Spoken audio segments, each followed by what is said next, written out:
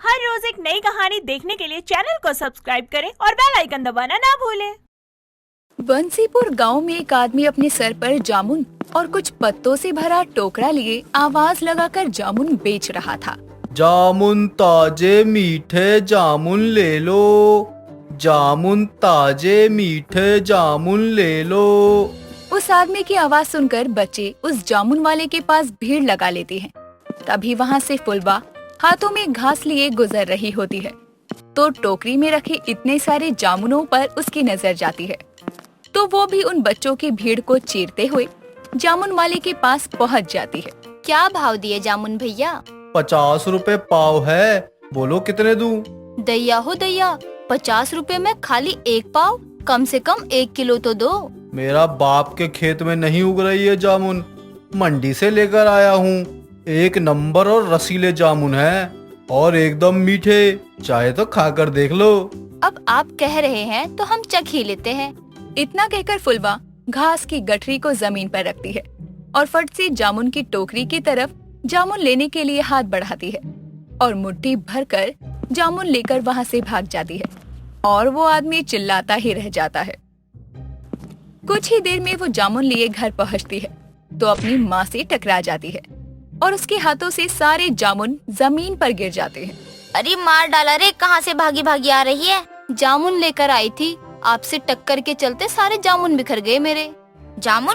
तू फिर हरिया के खेतों में जामुन तोड़ने गई थी? हे भगवान, तू मुझे पूरे गांव में बदनाम करके छोड़ेगी फुलवा। अम्मा, तुम ना घिसे पिटे राग मत गाया करो। ये जामुन हम हरिया काका के खेत से चुरा कर नहीं, बल्कि जामुन बेचने वाले की टोकरी से उठाकर भागे हैं। इतना कहकर वो जमीन से जामुन बटोर कर खाने लगती है। तभी उसकी माँ रमा उसे घूरने लगती है। अरे अम्मा, घूर क्यों रही हो? लो आप भी खाओ, बड़े रसीले जामुन हैं। रत्ती भर तो लेकर आई है, तू ही खा। और तू वो घास लेने गई थी, कहाँ है? रमा की ये बात सुनते ही फुलवा के मुंह से जामुन की गुठली बाहर गिरती है और वो खांसने लगती है और उसे याद आता है। फुलवा जामुन उठाने के लिए अपने घास की गठरी को जमीन पर रखती नहीं और झट से जामुन उठाकर भाग जाती है, लेकिन घास की गठरी वहीं रह जाती है। हम तो जामुन के चलते घास की गठरी वही छोड़ आए, अब अम्मा को क्या कहे? अरे अब बोल भी ले, या सिर्फ जामुन खा के ही मुँह चलाएगी? फुलवा कुछ बोलती उससे पहले ही वहाँ रमा की पड़ोसन आ जाती है और रमा उससे बातें करने में व्यस्त हो जाती है। इस बात का फायदा उठाकर फुलवा दबे पांव घर से बाहर निकल जाती है और घास वापस लाने के लिए चली जाती है। कुछ दूर जाने पर वो देखती है कि एक औरत ने भारी सा थैला उठा रखा है और वो धीरे धीरे चल रही है और वो उसके पास जाती है। हम आपकी कुछ मदद कर दे क्या? नहीं नहीं, मुझे कोई मदद नहीं चाहिए, मैं खुद चली जाऊंगी। जान ना पहचान, मेरा सामान चुरा कर भाग गई तो? वैसे भी इस गांव की नहीं हूँ मैं। एक बात बताइए, आपने इतनी सुंदर चोरनी देखी है क्या? चिंता मत कीजिए, ये थैला बहुत भारी है, लाइए हम आपकी मदद कर देते हैं। तभी मुस्कुराते हुए फुलवा शारदा के हाथों से थैला ले लेती है और उससे बातें करते हुए कुछ दूरी पर जाकर उसे एक रिक्शा में बैठा देती है। रिक्शा में जाते हुए शारदा फुलवा के बारे में सोचती है। इतनी सुशील लड़की है, अनजान होकर भी मेरी मदद कर रही है, इसके बारे में तो मुझे पता करना ही होगा। शारदा का बेटा राघव शहर में नौकरी करता था, इसीलिए वो कभी कभी ही गांव आया करता और इन दिनों वो छुट्टी में गांव में ही था।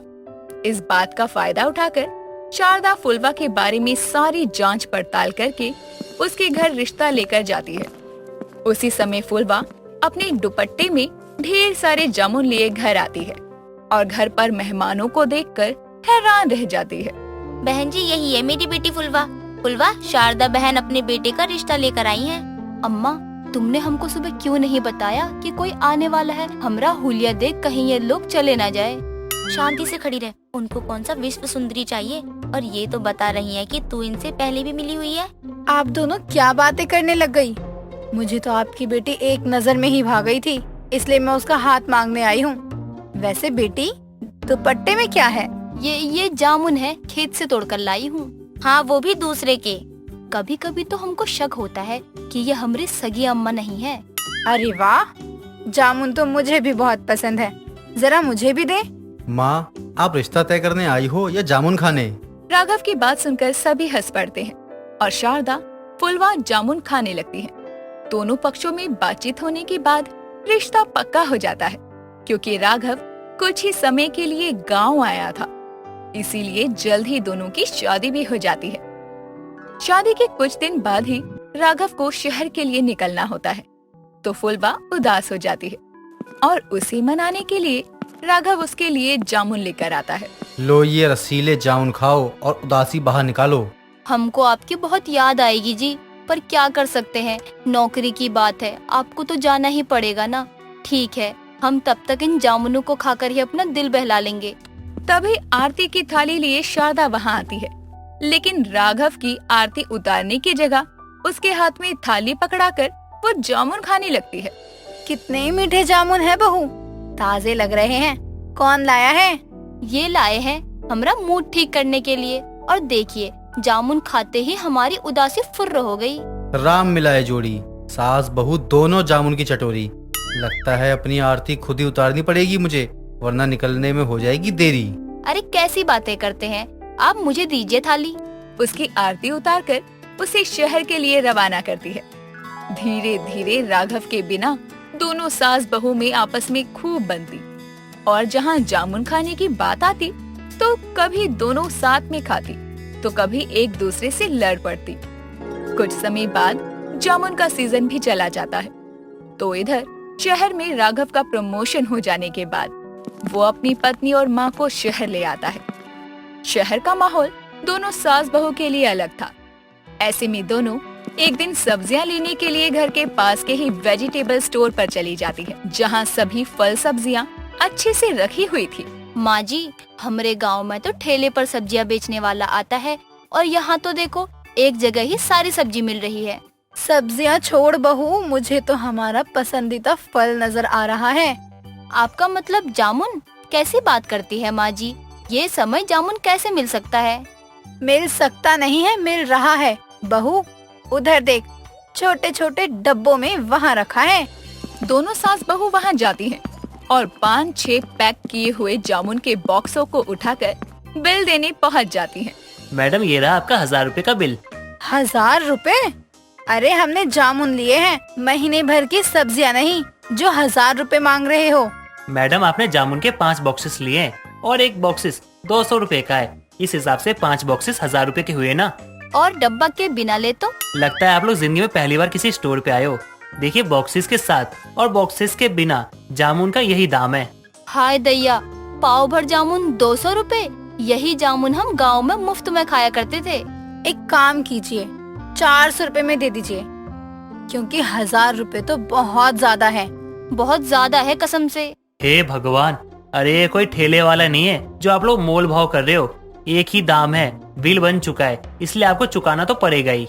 ये तो गजब जबरदस्ती है, मोल भाव तो करेंगे ही ना, यहाँ पैसे लुटाने थोड़ी ना आए हैं। दोनों सास बहू स्टोर वाले से बहस करने लगती है, और उधर राघव इतनी देर हो जाने के बाद भी दोनों के घर वापस न आने पर उस स्टोर में पहुंचता है, तो वहाँ का नजारा देखकर दंग रह जाता है, क्योंकि दोनों सास बहू जामुन के पीछे स्टोर वाले से लड़ पड़ती है।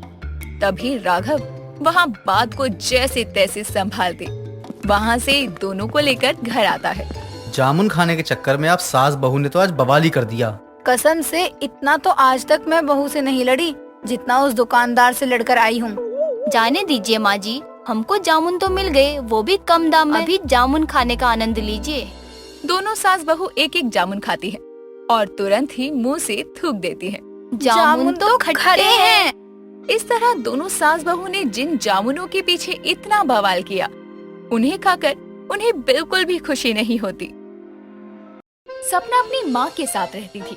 सपना ना तो ज्यादा अमीर थी और ना ही ज्यादा गरीब, लेकिन उसे गरीबों की मदद करना बहुत पसंद था। ऐसे ही एक दिन सपना अपने कॉलेज से घर देर से आती है, और ये देखकर सपना की माँ सपना से कहती है, सपना, आज तू कहाँ गई थी? मैं तेरा इंतजार कर रही थी। माँ, आपको पता है आज मैंने एक गरीब अंकल की मदद की। पता था मुझे, तभी तू इतना लेट हो गई। माँ, अब जब आपको सारी चीजें पता है तो पूछते क्यों हो मुझसे? बेटा सपना, अगर यही हाल रहा तो कैसे चलेगा? और तू जानती है कि मैं तुझे ज्यादा समय नहीं रखूंगी यहाँ। क्यों माँ, आप मुझे घर से निकाल दोगी? अगर आप ऐसा करोगे तो कैसे चलेगा? मेरी बस इतनी सी गलती है कि मैंने लोगों की मदद की और आपने मुझे उसकी इतनी बड़ी सजा दे दी। आप मुझे घर से निकाल देंगी? नहीं नहीं माँ, ये मेरे साथ बहुत बड़ी नाइंसाफी है। अरे ड्रामा क्वीन, बस कर अपना ड्रामा, एक्टिंग करवा लो बस इससे। अच्छा माँ, खाने में क्या बना है? खीर तो है ना? नहीं, खीर नहीं बनाई मैंने, क्योंकि मेरे पास इतने पैसे नहीं है कि मैं तुझे रोज रोज खीर खिलाऊं। जा तू गरीबों की मदद कर। अरे माँ, आप इतना गुस्सा क्यों होती हैं? और क्या हो गया अगर मैंने किसी गरीब की मदद कर दी तो? आप ही तो मुझे सिखाती है ना कि गरीबों और लाचारों की मदद करने से पुण्य मिलता है, पुण्य। हाँ मैं सिखाती हूँ बेटा, लेकिन तू खुद भूखी रहकर उनको खिला देती है और शाम को आकर रोज खीर खाती है। सपना कुछ नहीं कहती, लेकिन थोड़ी देर बाद सपना की माँ उसके पास उसकी मनपसंद खीर लाकर उसे अपने हाथों से खिलाने लगती है। ये देखकर सपना को बहुत अच्छा लगता है और वो अपनी माँ के गले लग जाती है। जिसके बाद सपना की माँ सपना से कहती है, बेटा मैं तेरे हाथ पीले करने की सोच रही हूँ। अरे माँ, हाथ ही पीले करने हैं तो मैं रंग लगाकर पीले कर लूंगी। हे भगवान, हाथ पीले करने का मतलब रंग लगाने से नहीं है। मैं कहना चाहती हूँ कि मैं तेरी शादी करवा रही हूँ। तुझे शादी से कोई दिक्कत तो नहीं है? क्या तू शादी के लिए तैयार है? अरे माँ, आप मेरी माँ है और आपका फैसला मेरा फैसला। इस तरह से दोनों अब खाना खाकर सो जाते हैं और अगले दिन सपना को देखने के लिए रिश्ते वाले आते हैं, जहाँ सपना का रिश्ता पक्का हो जाता है। ऐसे ही अब उसकी शादी भी होती है। शादी के बाद सपना अपने घर की जिम्मेदारियों को बहुत अच्छे से संभालती है। जिसके बाद वो एक दिन अपने घर में खीर बनाती है। खीर देखकर सपना की सास नीतू कहती है, अरे बहू, ये क्या बना दिया तूने? क्या हुआ माँ जी? खीर ही तो है। अरे बहू, ये तो मुझे दिखाई पड़ रहा है कि ये खीर है, लेकिन यहाँ पर कोई खीर नहीं खाता है। क्या? हाँ सपना डार्लिंग, यहाँ कोई भी खीर नहीं खाता है। तुमने आज खीर बना तो दी है, लेकिन आगे से मत बनाना। ठीक है रोहित जी, मैं आगे से ध्यान रखूंगी। अपने ससुराल वालों की बात ध्यान में रखते हुए बेचारी अब खीर बनाना छोड़ देती है। यूं ही वक्त गुजरता है और सपना को खीर खाए बहुत दिन बीत जाते हैं। ये देख उसने इतने समय से खीर नहीं खाई। सपना अपनी सास के पास जाती है और सास को बहलाते हुए कहती है, मम्मी जी, हाँ? वो दरअसल मुझे बहुत अच्छी खीर बनानी आती है। एक बार आप मेरे हाथों से खीर खाकर तो देखिए।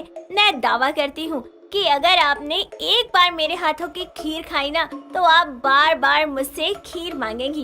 एक बार बनाने दीजिए। अच्छा चल ठीक है, बना ले खीर। आखिर मैं तेरे हाथों की खीर जरा चख कर तो देखूं कि कैसी बनाती है। तो खीर बहुत तारीफ करती है अपनी खीर की, मेरे लिए भी बनाना, मैं भी खाऊंगी आज। अपनी सास की बात सुनकर नीतू को बहुत खुशी होती है और वो तुरंत किचन में जाकर खीर बनाने लगती है। कुछ ही समय बाद उसकी खीर तैयार हो जाती है। वो अपनी सास के सामने खीर को परोसती है। खीर की खुशबू सूंघकर नीतू अपने मन में कहती है, खुशबू तो बहुत ही अच्छी आ रही है, चलो खा कर देखती हूँ। इस तरह से अब नीतू खीर खाती है और जैसे ही वो खीर चखती है उसे खीर बहुत पसंद आती है और वो अपनी बहू की तारीफ में कहती है, बहू सच में तूने बहुत ही अच्छी खीर बनाई है, लाजवाब खीर, और दे थोड़ी। इस तरह अब दोनों ही खीर बड़े मजे से खाते हैं। जिसके बाद अब हर रोज सपना खीर बनाने लगी। ऐसे ही एक दिन नीतू अपनी बहू सपना से कहती है, बहू आज तेरी मासी सास आ रही है, इसलिए तो उनके लिए खीर बना कर रखना। अच्छा ठीक है मम्मी जी, अब आप देखना मैं कैसे खीर बनाती हूँ। आज मैं ऐसी खीर बनाऊंगी कि आप अपनी उंगलियां चाटती रह जाएंगी। इस तरह अब सपना खीर बनाने लगती है और अब कुछ ही समय में खीर भी बन जाती है। साथ ही दरवाजे पर सपना की मौसी सास आती है। जिसके बाद मासी सास अपनी बहन नीतू से कहती है, अरे नीतू बहन, तेरी बहू कहाँ है? मैं तो इतनी दूर से तेरी बहू को ही देखने आई हूँ। मेरी बहू कहाँ होगी, वो तो किचन में है, तेरे लिए खीर बना रही है। क्या खीर, वो भी मेरे लिए? हाँ विभू, तेरे लिए। हाँ, मैं तो भूल ही गई थी कि तू खीर नहीं खाती, तो खीर तो वो मेरे लिए ही बनाएगी। लेकिन नीतू बहन, तू खीर खा कर देख, बहुत अच्छी लगती है। हाँ, और मेरी बहू के हाथ की खीर तो अच्छी होगी ही। अच्छा जी, लेकिन तू ऐसे कैसे बोल सकती है, क्योंकि खीर तो तू खाती नहीं। वो दोनों बातें कर रहे थे कि तभी वहाँ पर सपना खीर ले आती है और अपनी मासी सास को परोसते हुए कहती है, क्योंकि मासी जी, मम्मी जी भी अब खीर खाती है। हाय सच्ची, हाँ हाँ सच्ची, मेरी बहू खीर बनाती ही इतनी अच्छी है। देखो तो जरा, दोनों कैसे दिखावा कर रहे हैं, ऐसे बर्ताव कर रहे हैं जैसे कि इन दोनों के बीच बहुत ही प्यार होगा। सभी लोग खीर खाने लगते हैं।